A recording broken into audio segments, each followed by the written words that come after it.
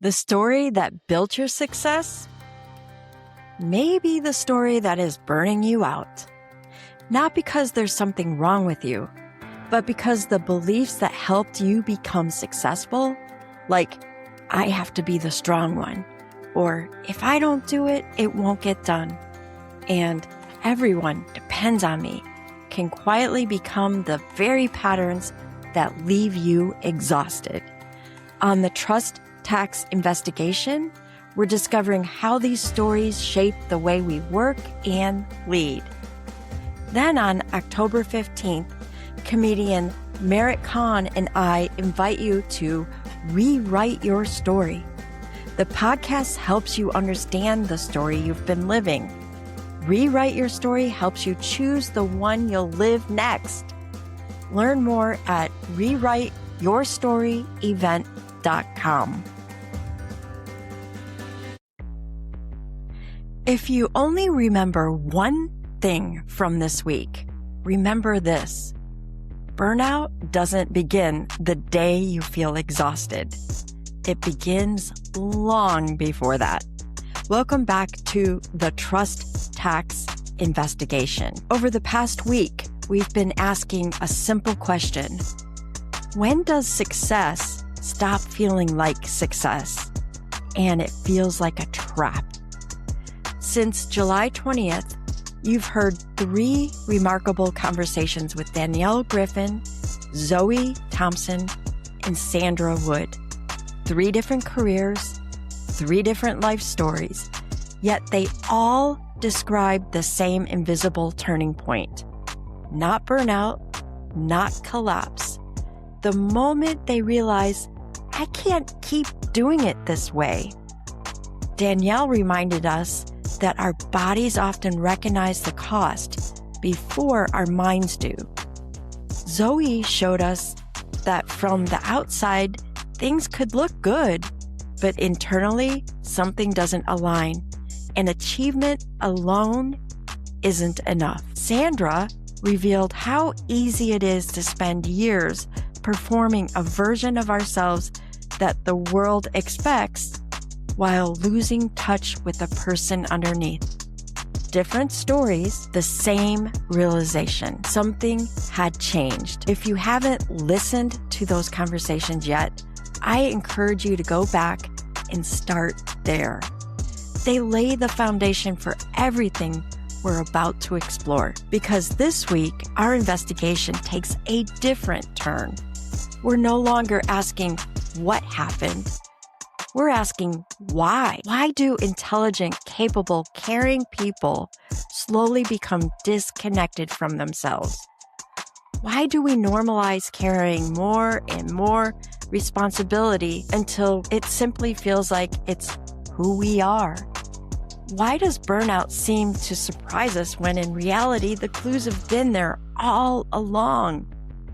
This week, you'll hear from 3 extraordinary guests who approach the questions from very different perspectives. Hannah Kerman, Melanie Gray, and Angela Couric. Different disciplines, different expertise. Yet together, they reveal something remarkable. Burnout isn't caused by one bad day. It's the result of patterns that quietly shape how we think, how we lead, and how we respond to the world around us. Today, Melanie Gray explores what chronic stress does inside our bodies and why our nervous systems often stay switched on. Let's get started. You've spent 20 years in healthcare leadership and higher education, 2 of the highest burnout environments that exist. And before you had the language for it, what did your own burnout actually look like in your body? Not in retrospect, but in the story. I just want to know, what happened on Tuesday? What did that burnout look like for you?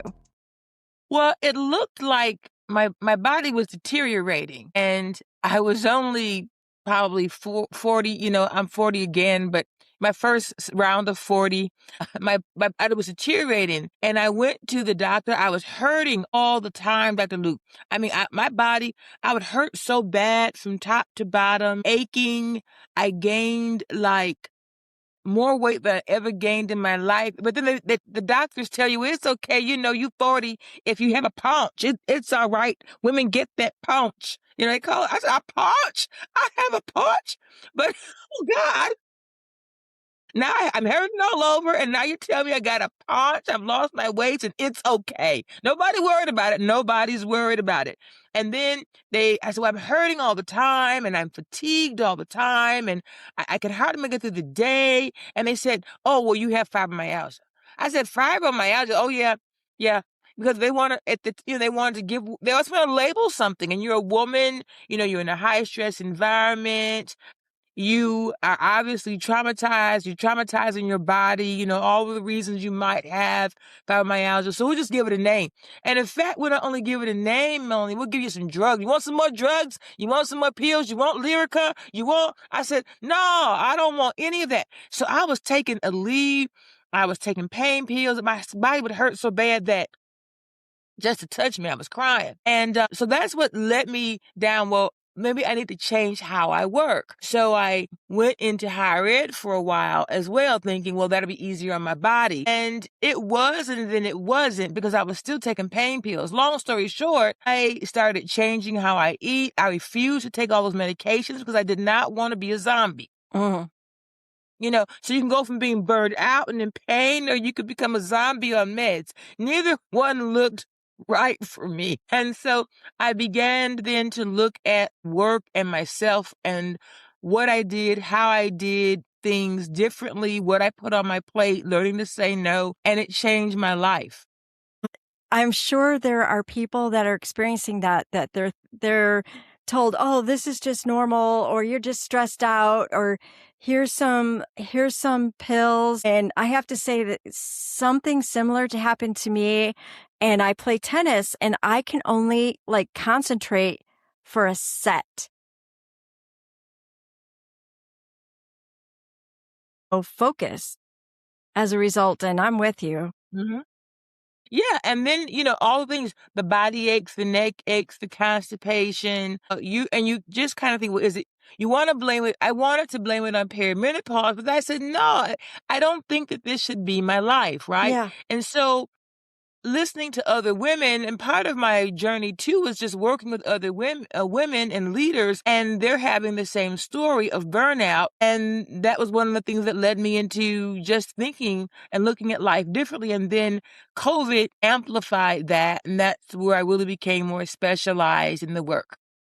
I see. So you now created the Stop It method. Yes. Okay, walk me through it and tell me what problems you were watching leaders fail to solve that made you realize they needed a biological intervention, not just a mindset shift.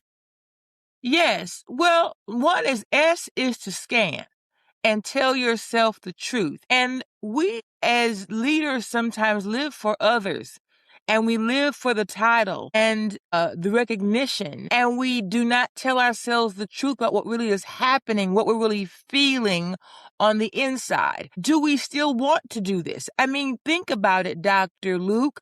We've spent years doing what people told us we should do since we were probably 4 years old. Right? You're a 4-year-old, and you say, they ask you, what do you want to be when you grow up? Yeah. Why should a 4-year-old know that? Right? And so, toys and all the things. And yeah, you're going to do something. You better do something, right? And any parent whose kid don't want to do anything, they're traumatized. Everybody's traumatized. Oh, my Johnny. Oh, my Susie. Oh, my Kylie. I don't know what to do. They don't have a goal. I mean, so we all drank this, right? We started framing our identity around doing and being something. And then we get there because we're told once we get here, I mean, it is going to be so smooth sailing. Life is going to be good. And then you get there and you really, really don't always like the dream. And so part of stopping and scanning is really asking yourself, do you like the spot? Do you like the dream? Are you living the dream for real? Are you or are you not? How do you like how your body feels? And if you don't like the way your totality of your life looks, your time with your children, with your loved ones, playing tennis, if you don't like the fact that you are not balanced in your life, then you need to be willing to tell yourself the truth. No, this is not working. I don't like it. And that doesn't mean that you have to change your whole life immediately. Nobody's telling you to leave your job immediately, but have a plan. Maybe you have to have a 3-year plan out. Or a 3-year transition plan. But if you don't tell yourself the truth, you won't get there. And then you have to be willing to own your truth and also own your yeses and own your nos. So you begin to set boundaries to give yourself the freedom. And then you have to prioritize yourself. You've gotten where you are. People have achieved what they've achieved because they know how to set priorities. Interesting, we can do so much for everybody else and nothing for ourselves when we need to. Yeah. And when it comes down in some respects, and then we have to be intentional about the change, and then we have to be willing to transform. You have to be willing, and we help people, get to that point, because the challenge about being a great leader sometimes is that you talk to yourself and you answer yourself too. And we're not always good at both, giving ourselves the right answer. Yeah. So last night I was enjoying some time with my husband and my friends. We have a nice, beautiful group of people that we play tennis with on Wednesday nights. And then after we play tennis, then we get together and have some little fruit and that sort of thing. But last night, unfortunately, it rained out. So after our first half hour of play, so we ended up going over to a friend's house. Well, they naturally asked about the podcast, but we also got to talking about sourdough bread because I like to make sourdough bread. And someone said, how do you find time to do all these things? And that's where prioritization really makes a difference. Yes, you have to prioritize it. You have to. Absolutely. So when the other thing I was wondering about is you use the phrase regulate first, lead second. And most leadership development starts with strategy, skills, competence. What does it cost a leader and a team when that sequence is backwards? Lead, then regulate. Well, they lead out of their emotions. They haven't paused to look in so that you can lead forward. You can't just tell people, be in a state yourself and tell people are always reading you. You are the book they are reading, and they're reading your reactions. They're reading your facial expressions. They're reading your gestures. They're reading your tension. They are reading your book before you ever open your mouth. So you really must regulate yourself. Take a deep breath. Calm yourself. If you need to, cancel the meeting. I mean, there's a lot about breath work and taking time to pause. And those things are essential, but there's deeper work that everyone has to do to really become regulated. There's those small pauses we know about being mindful and breathing and, taking a time out. Those are small resets to help you regulate in the day, but there's deeper work about your inner beliefs, where your emotions are really standing. And that's why you have to stop sometimes and scan so that you can reset your calendar, take your PTO to really get that emotional reset going. That takes really some days. So there's the the things we do in the moment, and there are the actions we need to take deeper, that are more deeply rooted, that are more long-term. Hannah, Melanie, and Angela aren't telling the same story. They're answering the same question. How do capable, caring people gradually become disconnected with themselves? Hannah reminds us that it begins when we spend more time living up to the expectations of others rather than listening to ourselves. Melanie explains what happens when our nervous systems adapt to the constant demand. High alert becomes normal, until we no longer recognize what calm feels like. Angela explains how our identity quietly becomes tied to achievement and responsibility until caring more isn't just what you do, it's who you believe you are. Different perspectives, same explanation. Burnout isn't caused by a single event. It's the result of small adaptations that over time become the way we live. We stop listening to ourselves. Our nervous system learns that constant pressure is normal. Our identity becomes wrapped up in proving our value. None of it happens overnight. And that's exactly why so many people never see it coming. As we return to today's conversation, ask yourself, which of these adaptations have quietly become normal for me? Because once you understand how you got here, you can begin to choose a different path.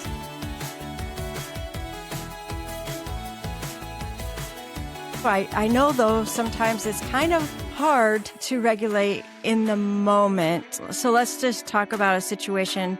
You're in a meeting and then someone blindsides you. What are some techniques that you have found helpful or your leaders have found helpful when you're blindsided and you can't cancel the meeting because it's not your meeting? You're in the middle, the thick of it. What are some things that they can do at that moment to You can be honest. You can be honest. I really appreciate that this meeting was set up. Can you give me, I'm happy to work through the meeting with everyone. Allow me a few more days to get you the deliverables. Understand that I'm honestly not as prepared for this as I would like to be. I want to do my part and contribute. Please allow me to listen and make comments where I think I can. And if we can revisit this subject when I'll be happy to do that. There you go. And if you're not ready, you're not ready. The idea, I don't think we are blindsided sometimes based on your industry because life happens to everyone and it's happening in every industry. And as much as we'd like to think we're prepared for everything, we're not. We're not prepared for the hurricanes, for the changes in the weather, for people dying, for shootings. We're not prepared for economy being what it is and everything changing prices and workflows and logistics across the world. We can't prepare for all of this. So we have to be honest and show each other grace. Yes, and yourself. And yourself. Yeah. So healthcare is one of the highest turnover rates in the industry, approaching 30% annually. Yes. Huge. And you said that organizations just don't have a performance problem. They have a nervous system problem. But here's what I want to push on. Is it the nervous system dysregulation that's causing it? Or is it the symptoms of something the organization is doing structurally that nobody's redesigning? We'll be back after a quick break. Success opened the door. Burnout quietly followed you in. If today's conversation felt familiar, it's because burnout rarely begins with exhaustion. It begins with a story that says, I have to be the strong one. If I don't do it, it won't get done. Everyone depends on me. Those stories often create successful leaders, but over time, they become invisible patterns that keep responsibility routing back to you until success is feeling heavier than it should. That's exactly what we're uncovering in the Trust Tax investigation. The podcast helps you understand the story you've been living.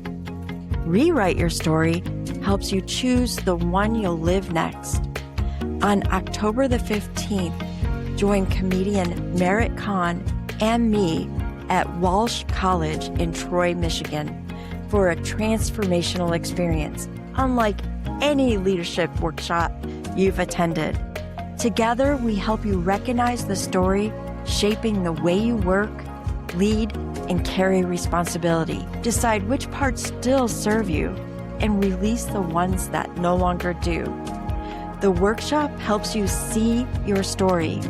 The comedy helps you let go of it because you don't have to abandon your success. You simply need a story that lets you enjoy it. Learn more and reserve your seat at rewriteyourstoryevent.com. It's both. It's both because because how we integrate new changes, the protocols we have around it, the vision or conversation, are we putting too much on people so that we need to, look at how we onboard new ideas? If we don't have those conversations and really check in with the people that we want to do the work, then we create a nervous system problem for everyone. Yeah. And given the state of the world, we are working not only with how do we manage the work, we're managing the fear that everyone has about life. People have a lot of fear and trepidation about my job, the world. Can I make my house note this week? We cannot ignore life and think people are turning it off because they show up for us. They're not. So I think it's both. It's not understanding the big picture, how we're dysregulating people and how they're having to internalize it and try to manage all the change with life. Yeah.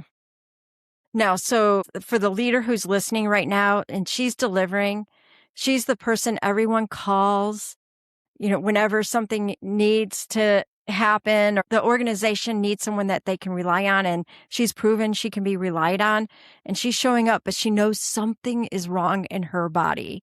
Even if on the outside it looks good, it's like green, let's go. What is the very first regulation practice you would give to her? Not the whole plan, just the one thing. The one thing I would tell her is to take a pause and identify the people on her team that can help her. Because one of the things that I think, don't do well are uplifting other people and identifying people, sharing the work. We own more than we need to. We don't always delegate well. So who can help you? I mean, the lifts are heavier. So if you're identified as someone who can get things done, one of the things and you don't want to lose that, then you got to build a team. Leadership is not a solo endeavor. I think that is such an important lesson that we all need to look at. And one of the things that you talked about earlier was setting boundaries. And I just want to kind of push back a little bit on just you need to set the boundaries, because I feel like it sometimes makes the person who's overwhelmed the victim. Like, you're the one who's not setting the boundaries, because so, just like you said before, there's life and there's the situation where, who knows, maybe the company just had 20 people let go. They had to downsize and now your plate just got fuller.